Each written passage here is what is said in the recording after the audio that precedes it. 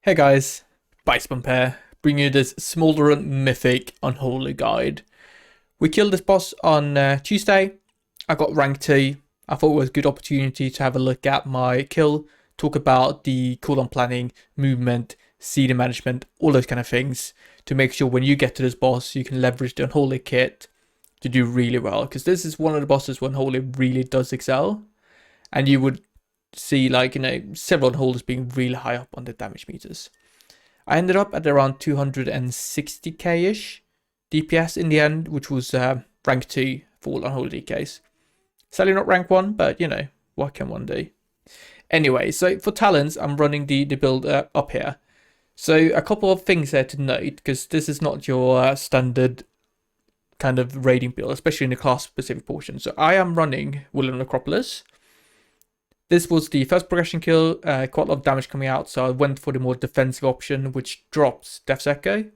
That is a DPS downgrade, yes. However, on this boss, it's difficult to actually leverage having double Death DK for your burst window, so it's I think it's more fine on this boss than others.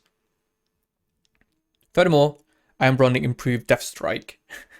And this is simply because there's healing absorbs coming out, and I was just not getting healed quickly enough, so I was dropping things far away, or like in positions which made it more difficult for others to dodge the actual tornadoes. So I went to improve Death Strike. Once I got the healing absorb, I did Death Strike once, and that made sure that I more quickly could drop the healing absorb. Anyway, those are the talents. Let's get into the actual fight here. So I'm going to pause a couple times to talk about exactly what's going on. Anyway, for pool, we are just going to go and do Apocalypse and Dark Transformation. It's easy, nothing else there, right? We want to hold all our cooldowns for the first damage phase, which comes up to around 110-ish. For this first set of you know, soaking and or getting the tornadoes, I use AMS. AMS usage here is important because we do want to leverage AMS for the damage phases, because we can use it to get more uptime on the boss. So you want to be careful about where we use it, so we have it ready for those phases where we actually do want to use it. We have the myth mechanic spawning, these little orbs that follow people. Just make sure that when they spawn, move away from them, because what can happen is that one spawns and it immediately explodes on you, and that can lead to a wipe. Anyway, we are now getting the geezers there. We're gonna make sure we dodge those easy peasy, and the boss is now gonna move into the middle.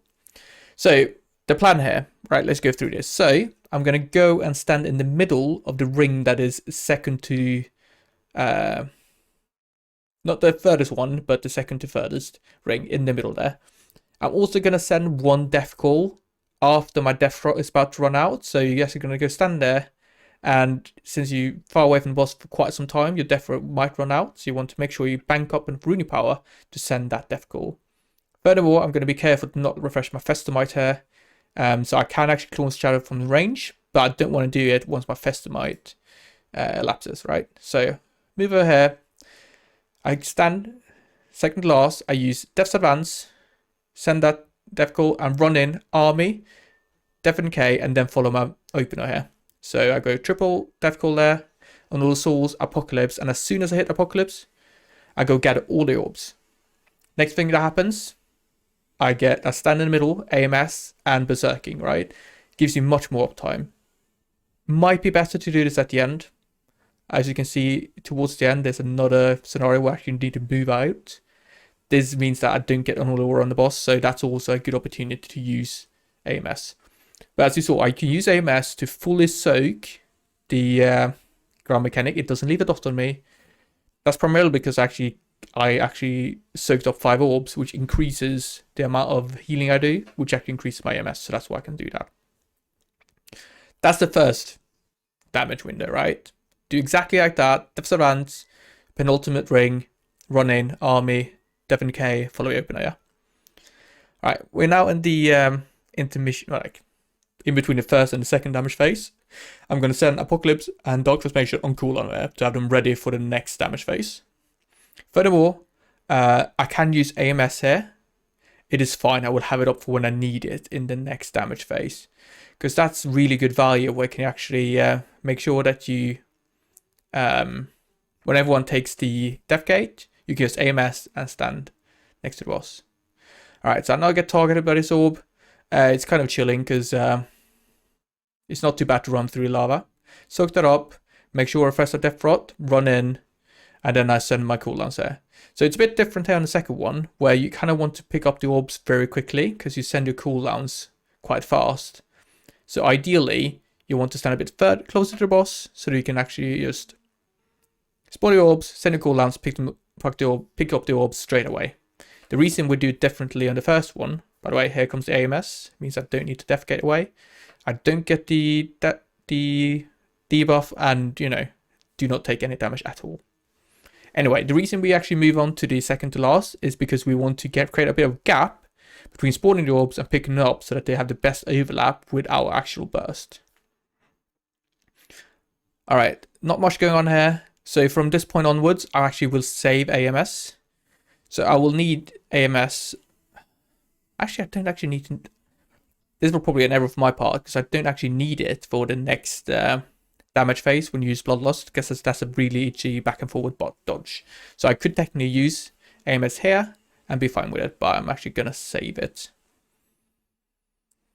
We are doing really well on the soaks here, so we're going to end up this fight with loads of space left.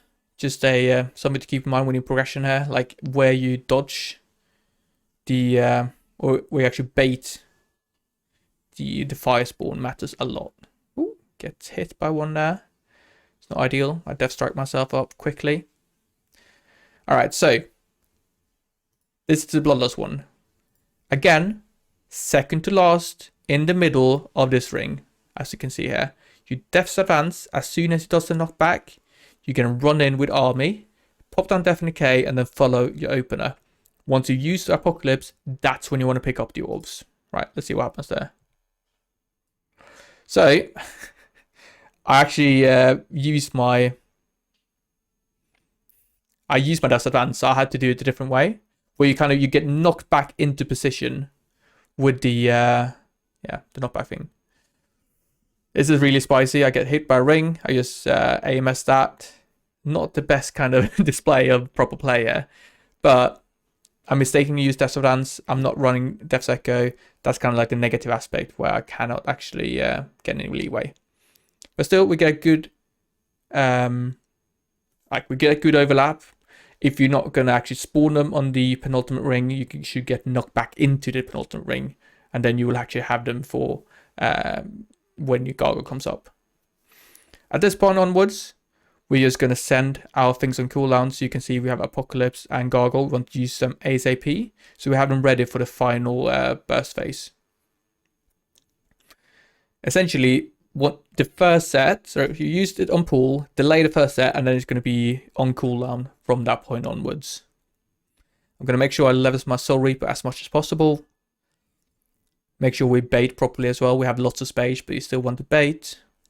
We stand in this line. It makes it much easier to actually dodge things. Right, it comes out. Great, so he's now going to move into the middle. We're going to see a similar thing where we have Unholy Assault, Apocalypse, Dark Transformation. I'm going to stand relatively close to the boss. Use Death's Advance to run in. There we go. I'm going to send my cooldowns, make sure I have Death Rod up. Yeah. And as soon as you press Apocalypse, I want to go pick up all my orbs quickly. I'm also saving my AMS here because I want to do the same thing where everyone's going to use the Death Gate port away. I'm going to stand in the middle. If I've gotten closer to dying, I would definitely use AMS a bit early.